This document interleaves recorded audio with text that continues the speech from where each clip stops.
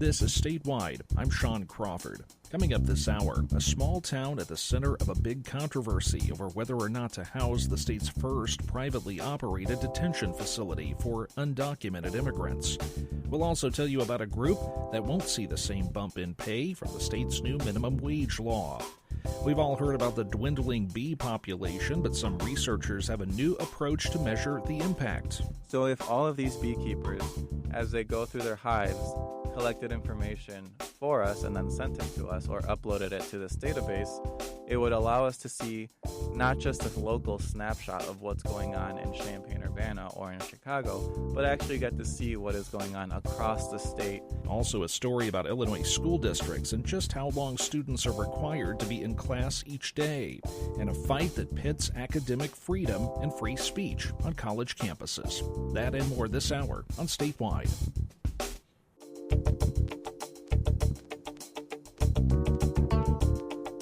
Welcome to Statewide, reports and conversations from in and around Illinois. Ahead, our series on affordable housing continues. We'll also look at one segment of workers in Illinois who won't fully benefit from the higher minimum wage, and a controversy over free speech on college campuses. That and more coming up this hour on Statewide.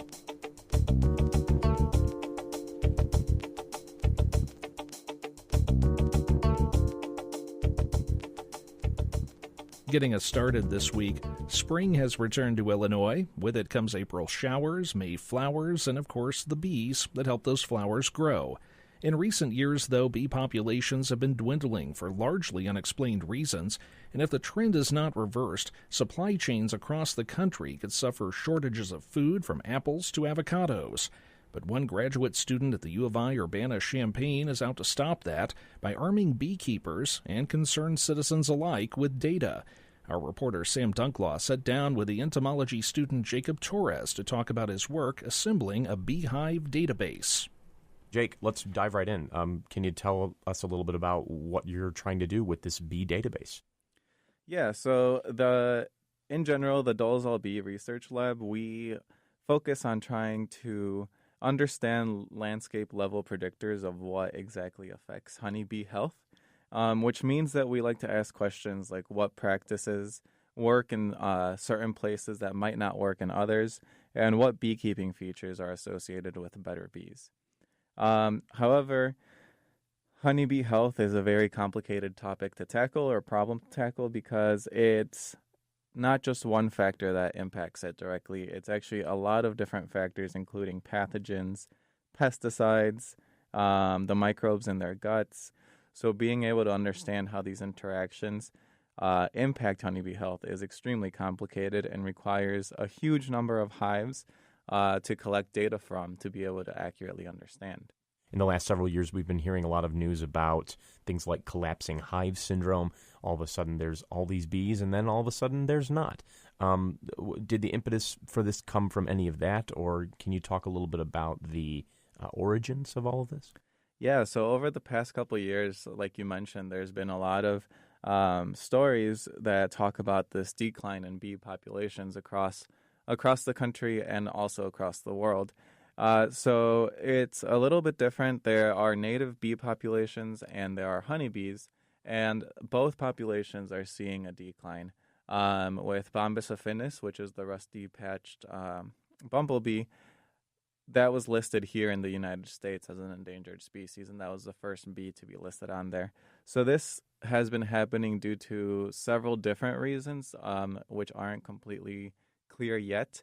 And the reason why they aren't clear is because there are, again, all of these factors that are in interaction with one another, whether that is virus loads, which is one of the hypotheses that a lot of scientists think is responsible for the decline in bumblebees, or also pests and mites. There are these little mites that are somewhat like ticks, but they're bee-sized. They're called varroa mites, and these varroa mites have also been a large reason why honeybee populations have been in decline recently. You've talked to some landowners around UIUC about the health of bees and making sure that apiaries around their area are healthy. What are some of the other Illinois-specific problems with bee health that you're noticing in your research?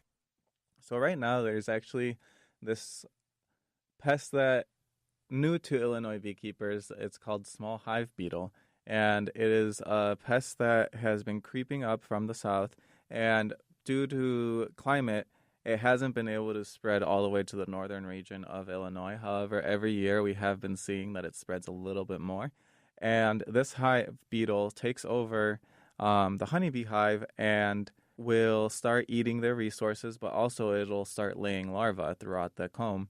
When these eggs hatch into larvae, they produce something that's very slimy, and so a lot of beekeepers have been reporting that their hives have been slimed out, meaning that there are so many larvae there, so much slime produced that it pretty much kills their hive and doesn't allow them to be productive or pollinate the plants around there.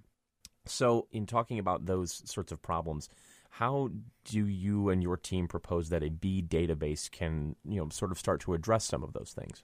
Yeah, so we are really excited about this new project that we're starting. And this is in collaboration with Penn State and Purdue, where we have made this new website, and it'll eventually be an app. It can be accessed at beescape.org. What this project does is it creates this website where you can see a map pretty much like you would see like on Google Maps through a satellite, and it uses several different layers so we can start to understand how the landscape is around a certain apiary. So you can click on a specific location. Let's say you have beehives at your house. You click on your location or you type in your address, and it'll give you scores based on the probability that they'll be exposed to pesticide, the probability that they have good quality forage throughout the summer, but also spring and fall, and also the amount of nesting habitat for native bees. Because native bees many times don't live in colonies, but are actually solitary and nest in twigs, sticks, in the ground, or in holes. So by clicking on your apiary, you'll be able to see how these different landscape variables score in your area, and then be able to better predict where you might be able to place a hive to reduce the amount of pesticide that it is exposed to, or to increase the amount of forage that is available for your bees. And the idea is that over time, by informing beekeepers of where to place their hives, we can get better, healthier, more productive hives. But part of this project is also asking the beekeeper to collect information for us as well, where most beekeepers open up their beehive at least once a month to check out how their bees are doing, make sure that the queen is healthy and laying. So if all of these beekeepers, as they go through their hives, collected information for us and then sent it to us or uploaded it to this database, it would allow us to see not just a local snapshot of what's going on in Champaign-Urbana or in Chicago, but actually get to see what is going on across the state and let us see these landscape patterns to better understand honeybee health and be able to produce these better, healthier hives. Sure, yeah. I imagine all that would be incredibly helpful and useful for all sorts of groups. How has local hive outreach been going? Have beekeepers been willing to jump on board with this? Beekeeper reaction has been extremely positive so far, which is really exciting. So I have been going around the state presenting to beekeeper associations, and at the end of my presentation, I have asked them to raise their hand if they were interested in participating, and it's usually at least 75% of the audience members have raised their hand and said that they are willing to participate. Afterwards, I've gotten many emails from people in those presentations thanking me for giving them the presentation, but also expressing how excited they are for someone to be doing a project like this, and the ways that they are already thinking that it might benefit them. So overall reaction has been really, really positive, and I'm just excited to get as many beekeepers to help us out so that we can get as large of a database as we can. So after this database has been established, what are the next steps? How will all this data be used? All of this information will be used to inform other beekeepers of what practices work in certain areas and what practices don't work in their areas. However, this may also lead to actual policy change. In this project where we are using citizen scientists, but also in this other pollinator project, is to tap into that wealth of knowledge that is out there from people who are actually doing the work every single day. They know so much. It's just not described in scientific literature, and that's what we're trying to gap But the scientific literature can then be used to make these recommendations, not just to the individual beekeeper, but also regionally and in policy as well. All right. Jake, thanks so much for talking to me today. Yeah, thanks for having me, Sam. I really appreciate it. That's entomologist Jacob Torres talking about his work assembling an Illinois bee database. He talked with our reporter, Sam Dunklaw. You can find out more details by going to our website at statewideshow.com.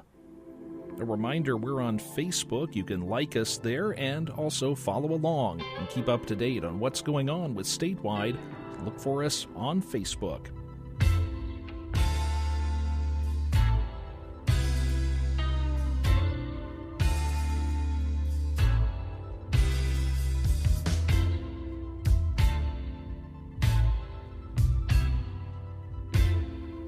Two of the biggest universities in the Chicago area are grappling with the limits of free speech on campuses. The debates are playing out as President Donald Trump recently weighed in on the issue.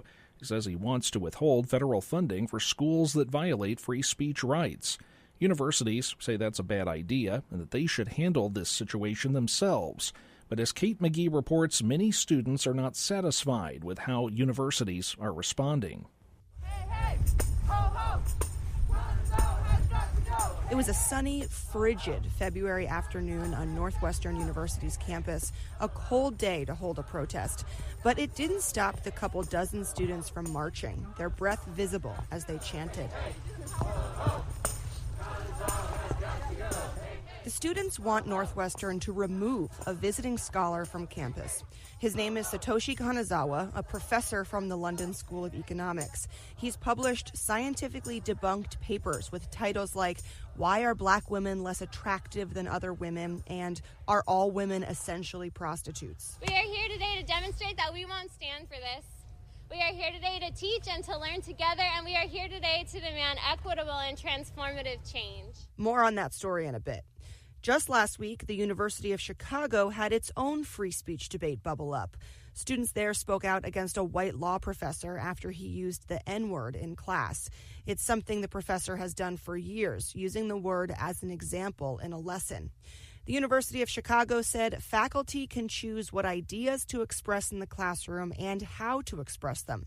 At Northwestern, administrators gave a similar argument: academic freedom.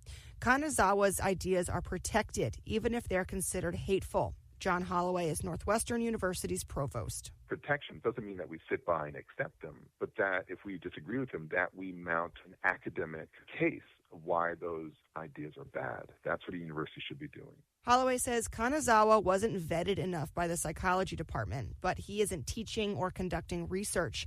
And now that he's on campus, Holloway argues removing him would set a dangerous precedent. If he removes a professor whose ideas he disagrees with, what's to stop the next provost from doing the same thing? And that's too much authority to invest in one person. Students don't quite understand that aspect of it. But many of today's students, especially more progressive ones, aren't buying the academic freedom principle that many universities hold dear. That includes University of Chicago law student Amiri Lampley. There's no issue with the law school embracing the spirit of the freedom to speak, but I don't think it should come at the expense of a group of people's dignity. Lampley is president of the University of Chicago's Black Law Students Association. You cannot purport diversity and inclusion and then fail to foster an environment where students from all backgrounds and demographics can learn without feeling isolated or targeted. Students at Northwestern feel the same way. Alina Berry is a graduate student who attended the protest last month. Somebody is purporting scientific racism in 2019, and we're all just going to say, it's unfortunate, but it's academic freedom. It's definitely a tired argument. Kalonji Nzinga, a postdoctoral researcher at Northwestern, says students there are trying to redefine what academic freedom means. One that is inclusive to many cultural groups, many ethnic groups. At the University of Chicago, the Black Law Student Association said it would not participate in the school's Admitted Students Week in April, a protest to the university's response to the professor's use of the N-word. They see this as a symptom of a larger cultural issue on campus and urged the law school to reconsider the free speech policy. But that's unlikely. The University of Chicago prides itself on its unequivocal support of free speech on campus. Professor Jeffrey Stone is a well-known proponent of free campus speech. The idea for Chicago from the beginning has been that this is an institution that is committed to the totally free and open pursuit of knowledge and debate and broader understanding. A few years ago, the school sent a letter to freshmen saying the school didn't support trigger warnings that alerted students of sensitive content or safe spaces where certain issues couldn't be discussed. Stone supports that point of view and disagrees with students who want limits to academic freedom. But that doesn't mean those students can't have an effect on him. Remember the teacher who used the N-word in class? That was Jeffrey Stone. Stone says after speaking with the students about using that word, he had a change of heart. Listening to these students persuaded me that, at least at this point in time in history, that using the word is more detrimental than beneficial. Stone says his conversation with students was a great example of how free speech should work. They presented their argument, he was persuaded, and changed his mind without being censored. But he says that doesn't mean he'll stop using the word in all contexts. That's another reason the Black Law Student Association is withdrawing from the university's Admitted Student Weekend. When issues like this crop up, Amiri Lampley at the University of Chicago says it usually falls to students of color to explain why and how certain speech can be harmful, an extra burden. We're trying to write petitions and figure out what our next steps are while also preparing for 3 exams and writing 2 papers, which speaks to the bigger issue. But I think, if not us, then who? And this situation is just one of the many battles she has to fight to create a campus where all students feel comfortable. As a minority, the freedom to speak freely will never protect us the way it has our white counterparts. We actually have something to lose, whether that's a seat at the table in corporate America or a perpetual reputation as emotional and angry. We, unlike Professor Stone and others, will not receive accolades for our free exchange of ideas. She says that's one thing academic freedom doesn't take into account, on or off campus. Kate McGee, WBEZ News. Just ahead, the role that tips play in some salaries. And is it time to change the rules? We'll have a report ahead on Statewide. Welcome back to Statewide. Ahead, we'll continue our series on affordable housing in Illinois. We'll also hear about a push to increase rural broadband service. That and more still to come.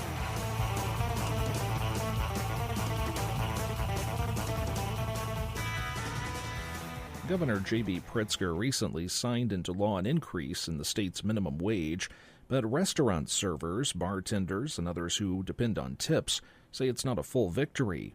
Our Illinois Issues report this week comes from reporter Daisy Contreras. Ramika Atan of Chicago worked in the restaurant industry for many years. She says she put up with a lot while working in a burger restaurant. I was forced to wear a tight pink shirt that had 1-800-CALL JUICY on it, and the comments just rain in. Every time I came to a table, they really treated me like I was on the menu, like I was an option for them, for their source of entertainment and whatever they felt like. She says she would sometimes confront customers with rude comments, but she knows not all restaurant workers do, for fear of losing out on the tips that make up the bulk of their pay. Atan and many others who work in the state's bars and restaurants want to end the dependence on tips. This is the only job where we are putting the bill on the public, where we're forcing the public to pay something that the employer is supposed to be paying. Illinois employers can pay tipped workers just $4.95 per hour and have tips make up the difference to reach the minimum wage. That's called the tip credit. On slow days when tips are not enough, employers are expected to put in the rest. Under Pritzker's minimum wage law, that base wage for tipped workers would rise to $11 an hour over the next 6 years. But some say that any tip system still puts workers in vulnerable positions, open to harassment and wage theft, and should be axed altogether. Unfortunately, Illinois did not do that in its recent minimum wage deal. That's Sadegh Gabriselassie with the National Employment Law Project in New York. Which is a shame, because what we've seen in states that do require employers to pay the full minimum wage is that these workers have lower rates of poverty, they're able to better provide for their families, And importantly, the restaurant industry has been able to adjust. Those who took part in negotiations say it was all a part of a compromise to get the Illinois Restaurant Association on board with the minimum wage increase. The group declined multiple requests for an interview, but said the tip credit offers flexibility and serves as an incentive for good customer service. State Representative Will Gazzardi, a Chicago Democrat, told tip workers in February he understands why they might feel left out of the plan. We know that our fight's not done, and I share your belief that that system is unjust and it's unfair to workers, and you have my solemn commitment to stand with you in working on addressing the injustice of that system in the years going forward. While some business owners are pushing against the change, fearing a hit to their bottom line, other employers are taking a different approach. Mark Forenash, owner of Cafe Moxo in Springfield, has been paying his employees a $15 minimum wage for several years now. Tips are always separate. We didn't want our employees to have to totally depend on tips. The tips is what we consider is, you know what, that's going with your service above and beyond. Still, Forenash says he wouldn't support eliminating the tip credit. So we're certainly opposed to it because I think it does help the business owners, and you do need, regardless of what wage you're paying, you do need that advantage, I think, moving forward. Those who oppose eliminating the tip credit point to the state of Maine, where the credit had to be reinstated after removing it because servers in restaurants complained customers were no longer paying tips. So there were no cash bonuses. 7 other states, including California, have already eliminated a tip credit system. Different studies show varying results of the change, some pointing to restaurants closing, while others show the industry growing. Now, Congress is also considering a $15 minimum wage increase, and in that same proposal, phasing out the tip credit. Ramika Atan of Chicago has left the restaurant industry and is now advocating for the one fair wage without tip credits. She says she's optimistic, especially after Pritzker signed the minimum wage increase into law. It definitely is a step, but there's too many people that it excludes for us to really, really fully call it a victory. I'm Daisy Contreras. You can read more of our Illinois Issues story for this week. It's available at our website, statewideshow.com. Slow internet service can slow a business down, adding up to lost time and money. And often the problem is worse in rural areas. And that's one reason the acting director of the Illinois Department of Agriculture says improving internet access is a top priority for him. Mary Hansen talked with John Sullivan about why he wants money for broadband in a state infrastructure plan. There are a lot of pressing issues facing farmers in Illinois, the trade wars, environmental concerns. But recently you said rural broadband is a top priority for you. Why is that? I know firsthand how the lack of adequate internet access can affect both an individual, but even more importantly, a business. So my family is in the auction business. A lot of auctions are online anymore, and certainly you need the bandwidth to handle an internet bidding program. And so when our business was looking and expanding that, we really had poor access to the internet. We didn't have adequate high-speed access to the internet. So it's really a hamper. It drags a business down. It holds them back. There's so many businesses that can be operated from their home or obviously from a business location. And if there isn't adequate access to high-speed internet, it really drags and holds back, the possibility for jobs and opportunities in those areas. And we've seen that certainly in the rural parts of the state is where the access is most limited. So I really think that the access to broadband and high-speed internet is dragging and holding back the rural parts of the state. The Department of Agriculture has a vast number of responsibilities, from conservation programs to protecting the health of livestock to overseeing the state fairs. What can the Agriculture Department actually do to improve internet access? I was the co-chair of the Governor's Ag Transition Committee. That transition committee, we spent a great deal of time of talking about some of the needs out in the rural parts of the state. And access to broadband internet service it just came up in almost every conversation that we had. And hopefully, not if, but when the General Assembly and the Governor's office sit down to talk about an infrastructure or a capital bill, that we can provide to them the support that is needed and the evidence that there is a tremendous need for broadband, and especially in the rural parts of the state. To have our voice heard in those discussions, I think will hopefully will provide the support that's needed to make sure that the funding is there. There's some federal funding, but it sounds like you guys are looking for state funding. What's kind of the order of magnitude? Are we talking millions of dollars, hundreds of millions of dollars? Well, I don't know. So I would only be speculating and guessing, but certainly tens of millions, if not 100 million. You know, I don't know what that number is. I know it's a big number because there's vast areas of the state that need their internet service upgraded. And so when I met with the folks from the USDA, they were very much interested in partnering with the state in the event that there is a capital bill. We could work with them.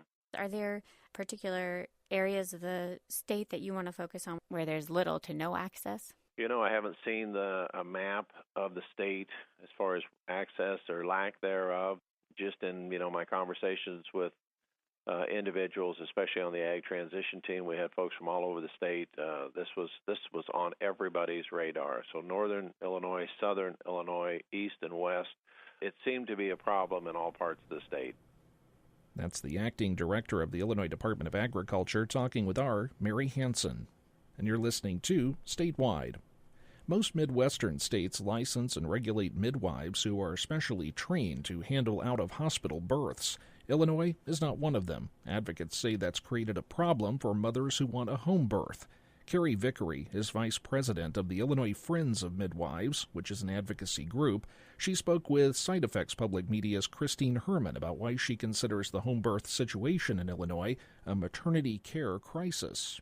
We have a lot of women, families who are interested in having a home birth for a lot of different reasons, personal reasons, religious reasons, philosophical reasons. And because the state has chosen not to license or otherwise legalize trained home birth providers, a lot of these women don't have a provider at all. And so what that means is that they go looking for a provider, they can't find one, and some of them will choose to just have a birth at home without any attendant. So when you have birth attendants and you can't verify their training, then that puts mothers and babies at risk for a bad outcome, or it puts them at risk for not having the best resource they could at home to keep their home birth safe.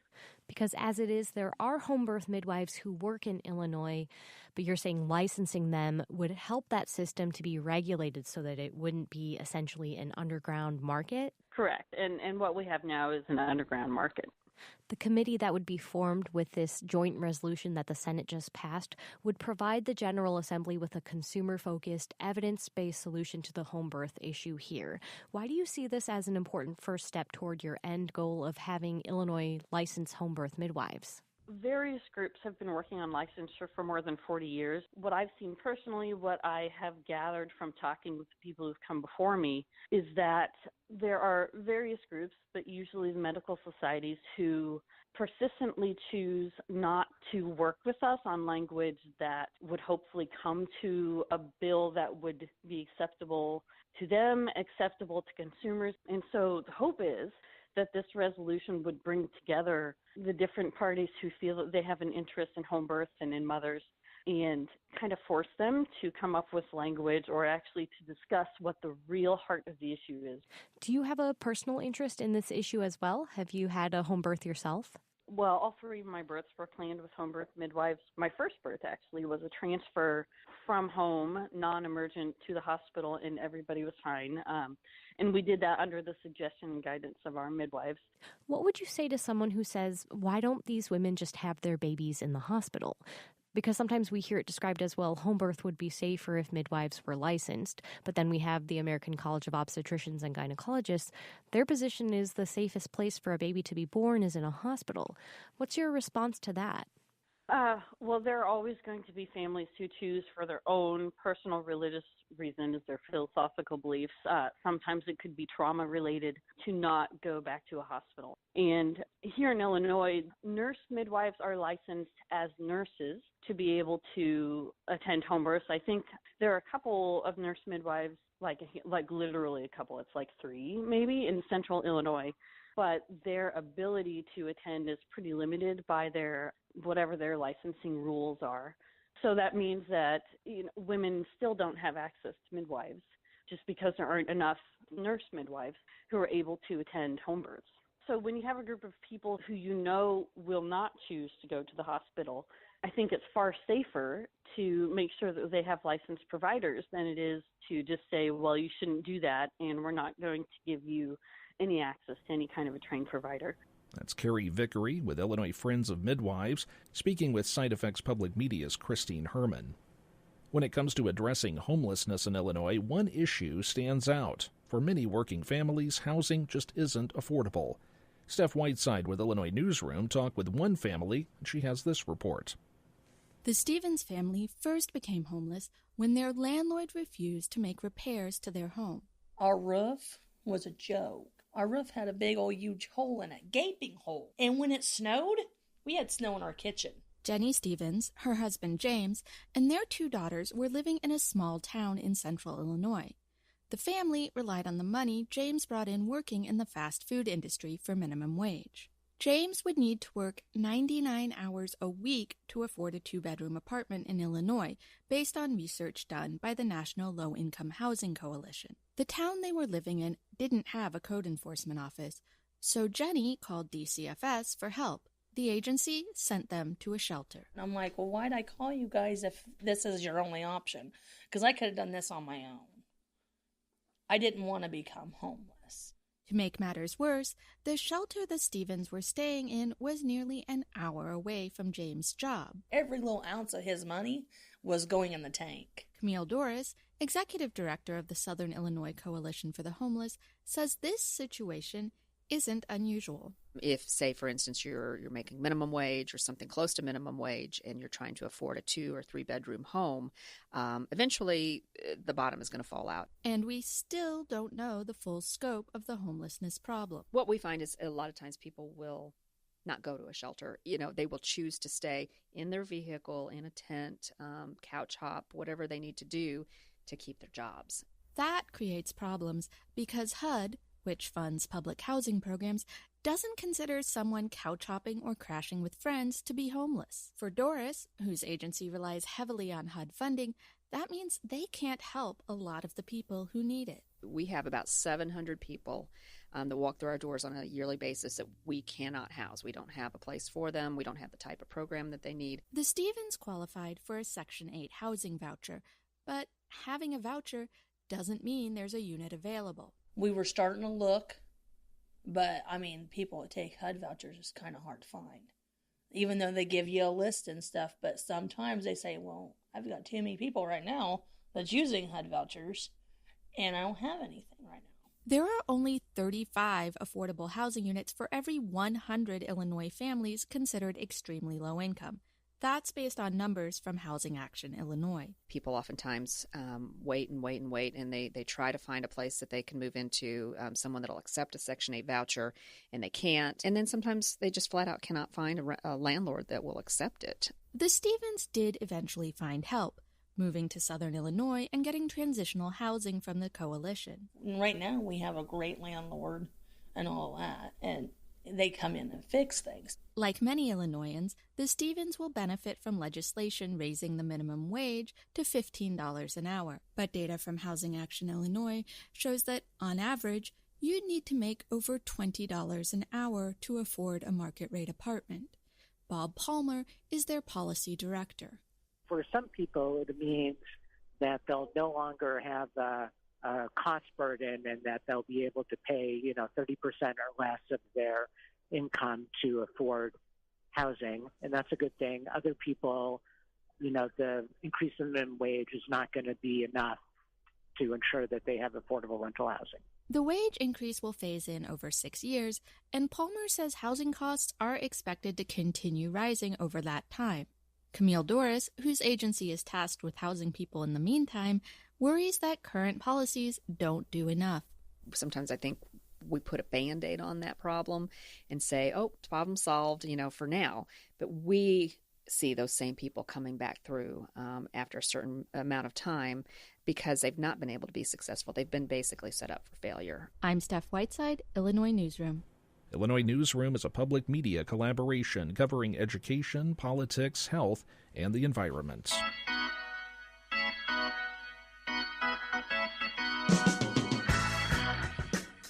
I'm Sean Crawford. We're glad you're with us for another episode of Statewide, and there is more on the way. An Illinois town sees opportunity in housing undocumented immigrants, but there are opponents to the idea, and that story is still to come on Statewide.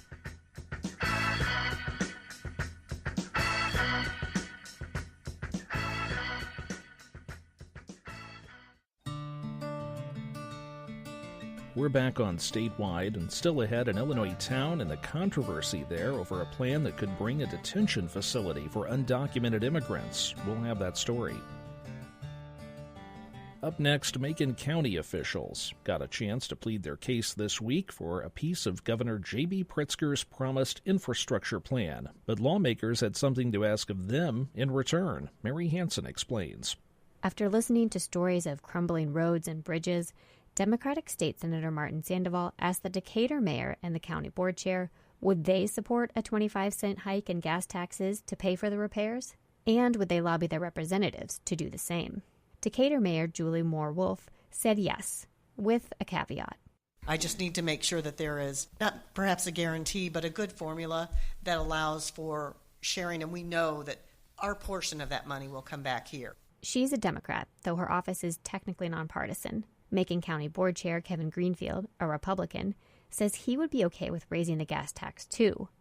That's the kind of bipartisan support that a big infrastructure plan will likely need. Illinois' current gas tax is the same as it's been since 1990, 19 cents a gallon. I'm Mary Hansen. Negotiations on an infrastructure plan are expected to continue over the next couple of months. More than a year ago, Illinois lawmakers approved a total overhaul of the way the state funds its K-12 schools. That got a lot of media attention, but at the same time, something else happened that went totally unreported. The state changed the number of instructional hours required in a school day from 5 all the way down to 0. Our education reporter Dusty Rhodes has the story behind how that happened and where it all stands now.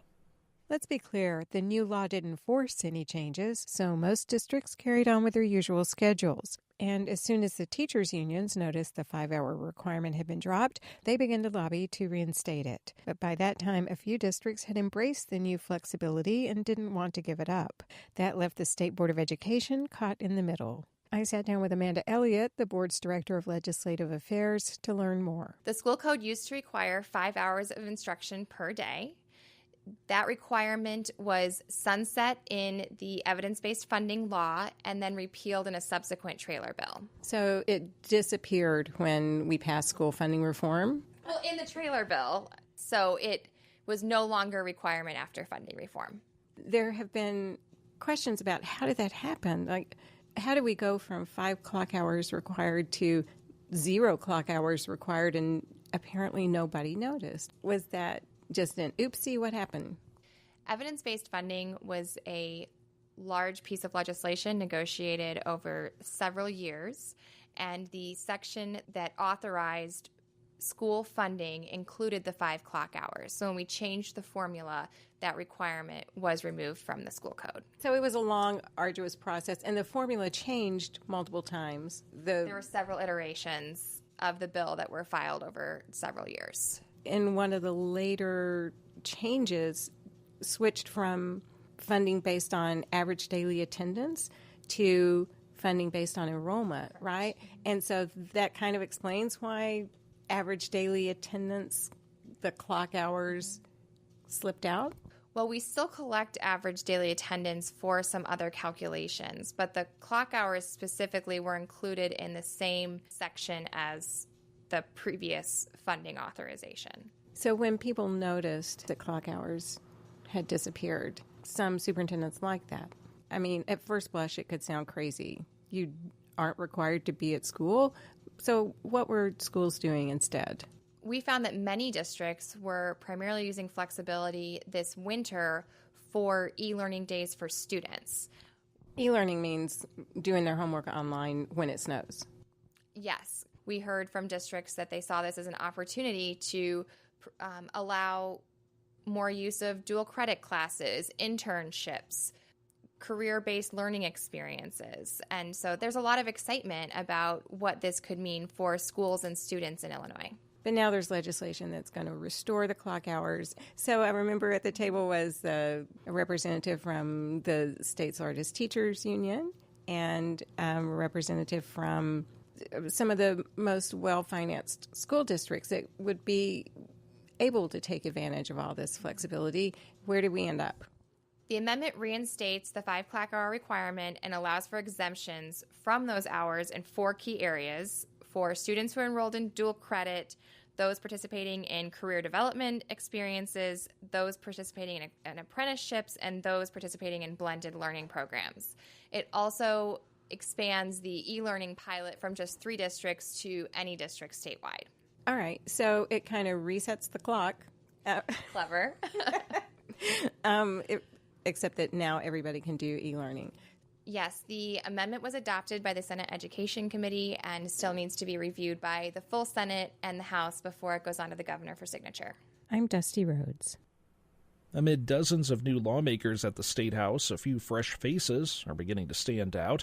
Jacqueline Driscoll has more on a rookie state representative who's planting her flag as an advocate in the area of mental health. Karina Villa is a 40-year-old Democrat representing West Chicago. She's one of 7 lawmakers in the House of Representatives whose election flipped a red seat blue from Republican to Democrat. I said I'm done complaining and I'm going to go out and try to be part of the solution instead. She was a school social worker for 15 years and says that's actually why she ran for the state legislature. I saw under the last administration how mental health services in general were dwindling. It was a lot harder to access services for my students. Families that I worked with were in a middle-class community in DuPage County, were really struggling with just meeting basic needs. Social service agencies, including mental health services, are still licking their wounds after they were decimated by a nearly 3 years long budget stalemate between former Republican Governor Bruce Rauner and Democratic lawmakers. But Villa says this is a unique time for mental health in the state and across the country that could inspire some real change. Now, the brilliant thing about being here in Springfield at this time is that people want to talk about it. It's a bipartisan issue on both sides of the aisle. People are now willing to look for solutions and to put resources behind this problem. And she plans to use that momentum. Villa's first piece of legislation, introduced early last month, would require schools to specifically discuss mental health within the health curriculum for all students. The idea is to help kids recognize the signs of things like depression or anxiety. When presenting the proposal to lawmakers, Villa shared a story about a 5th grade student who she had concerns about for years. It wasn't until an in-class assignment where students read a Time magazine article about mental health that he made an important discovery. That student had to be excused from the class and came to see me, and he was in tears. And he looked at me and he said, "Miss Villa, I finally know what's wrong with me. I have depression. I need you to call my parents, and I need you to tell them that this is what I have." And that's what Villa says she wants to see happen more often. 1 in 5 children have or will have a serious mental illness, according to the National Alliance on Mental Illness. She wants to help children recognize the signs. Those who are opposed to the legislation don't necessarily have a problem with the idea of it. The way that her bill is written are more goals for what the mental health curriculum is doing, and we think that would be better placed in the Illinois Learning Standards. That's Zach Mesersmith with the Illinois Statewide School Management Alliance. He says adding it to the state standards rather than a curriculum change could prevent it from being another unfunded mandate, requiring schools to have new textbooks, for example. The measure has failed to generate any Republican co-sponsors. It did pass out of the Mental Health Committee unanimously, where lawmakers on both sides of the aisle applauded the freshman lawmaker. Representative, thank you for bringing this bill forward. Congratulations on your first bill. Rather than hazing you, I'm going to praise you. I think this is a great bill. Representative Villa, I just wanted to first say congratulations on an outstanding first bill. With a vote of 19 yeses, no nos, this bill, House Bill HB 205, will favorably be reported to the House floor. Congratulations, Representative. I'm Jacqueline Driscoll.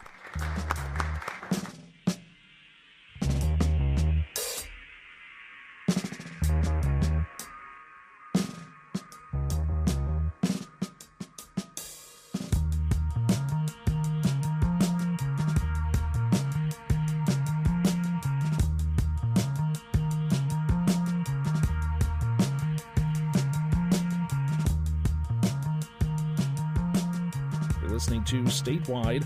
A small town in Livingston County could become home to the state's first privately operated detention facility to house undocumented immigrants. But immigrant rights groups are vowing to fight it. Michael Puente has that story. There's a water tower, train depot, a few shops, but not much else in Dwight, Illinois. But the historic Route 66 passes through here, so according to some locals, you'll run into the occasional British tourist stepping in. Dwight's a friendly town. It's quaint. We all know, everybody knows everybody.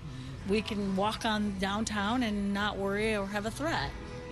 That's Dallas, who's sipping on a beer and playing video poker with friends at a downtown Dwight tavern. Dallas declined to give her last name. She says Dwight used to be known for the Dwight Correctional Center. For more than 80 years, the DCC was a prison for women, even housing those on death row. Dallas used to work there, but lost her job when the state of Illinois closed it in 2013 to help shore up the state's sagging budget. But residents say it hurt the town's economy in the process. When it closed, sure. It was a big institute for years here in Dwight. Dallas's friend Doreen Hobson says the town has struggled ever since. We've already had our shop closing up. Now we hear dollar stores closing up, Family Dollars. I don't know. Definitely needs jobs, but I don't know at what sacrifice. Hobson worries that means sacrificing Dwight's peace and quiet. But some have other reasons for opposing a facility to house undocumented immigrants. This protest happened prior to a Dwight Village board meeting where officials approved annexing nearly 90 acres of land to build a detention center. It's slated to be built by a private firm, Virginia-based Immigration Centers of America, for use by the U.S. Immigration and Customs Enforcement. We believe that if this proposal moves on forward, they will build a 1,200-bed detention center, making it the largest immigrant prison in the Midwest. And more than anything, that would ramp up raids in our communities. That's immigrant rights activist Gabriela Marquez Benitez of Chicago. A native of Mexico, Benitez herself was once an undocumented immigrant with her father housed in a private detention center. Benitez has followed the 7-year struggle for ICE to find a location to build such a detention center in the Chicago area. This has been a whack-a-mole game throughout Illinois and Indiana of private prison companies trying to come and build a detention center here. These are people who do not belong in detention. Fred Sau is policy director with the Chicago-based Illinois Coalition for Immigrant and Refugee Rights. These are people who are being torn from the communities with no criminal history. There have been 7 other communities that have considered for-profit detention centers prior to Dwight. All of them have been defeated. But what makes this effort different, the village board, led by Mayor Jared Anderson, wants the facility. You know, we're familiar with the aspects of having a facility that's very similar to this here. So I think that puts us in benefit of some other places and having a better understanding of what they are. Undocumented little girls like me, we tend to grow up and we tend to run for office. This village board meeting was moved to the Dwight High School gymnasium to accommodate all the attendees. While there were loud opponents, there were some supporters like Dwight resident Bart Scott. Wearing a red MAGA hat, Scott says if the firm LSC Communications, a commercial printing company, closes, there won't be much left. If we lose LSC, we lose our school. If we have nothing to fall back on, I'm asking that you have this detention center and not be intimidated and threatened by these protesters who have absolutely no vested interest in Dwight. Motion to adjourn. The board's vote to approve the detention center drew jeers, but the process isn't over. Mayor Anderson says there are locations in Wisconsin that are also being considered. If he's counting on help from the state to allure ICE, he can forget it. Governor J.B. Pritzker doesn't support it. In a statement, Pritzker says he opposes President Trump's anti-immigrant agenda. And Pritzker says he will work with advocates to ensure Illinois remains a welcoming state for immigrants. But if ICE elects Dwight, protesters promise to return. That's Michael Puente with that report from Dwight. And that does it for another week. Thanks for tuning in to Statewide. Join us right here next time. If you missed any of this show or if you want to find past episodes, head to our website, statewideshow.com. You can also find an email address and drop us a line.